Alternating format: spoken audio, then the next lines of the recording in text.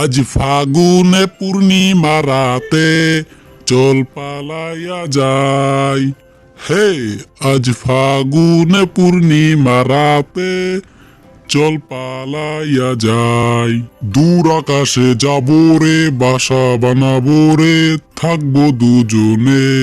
হে ফাগুনে পূর্ণিমা রাতে চল পালাইয়া যাই দুজনে।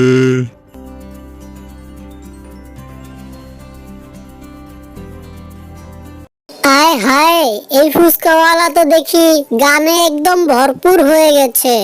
ফুচকাওয়ালা মামা, আমাকে এক প্লেট ফুচকা দাও তো। কে তোকে ফুসকা দিবে? আমি ফুসকাওয়ালা মামা নই রে। আমাকে দেখে কি তোর ফুসকাওয়ালা মামা মনে হয়? আরে বাবা, আমি তো বুঝছিলাম তুমি ফুচকাওয়ালা মামা। ফুচকা খাওয়ার জন্য তো আমার জিভ লক লক করছে। এই ফুচকা আমার আজকে খেতেই হবে।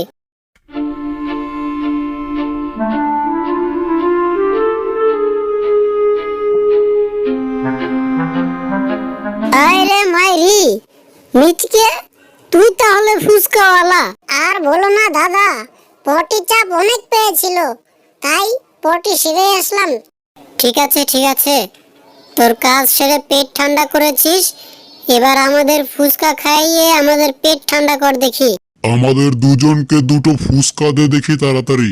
দেখো দেখো, তোমাদেরকে কত মজা করে দুটো ফুচকা বানিয়ে দিই, অনেক স্বাদ পাবে গো তোমরা। আহা, কি মজা হয়েছে দাদা। তোমার ফুসকার কোনো তুলনাই হয় না, সেই মজা হয়েছে গো দাদা। দাদা, কি দিয়েছো এই ফুসকার ভিতরে? এত স্বাদ কেন গো দাদা? এই রে মাইরি, এই ফুচকার স্বাদ অনেক মজা। যে একবার খাবে সে বারবার খেতে চাবে, খেয়ে আঙুল চাটতে থাকবে, এরকমের স্বাদ। ফুসকাওয়ালা, তুই বলতো, তুই যে পট্টি করতে গেছিলি, তুই কি হাত ভালো মতো ক্লিন করেছিলি?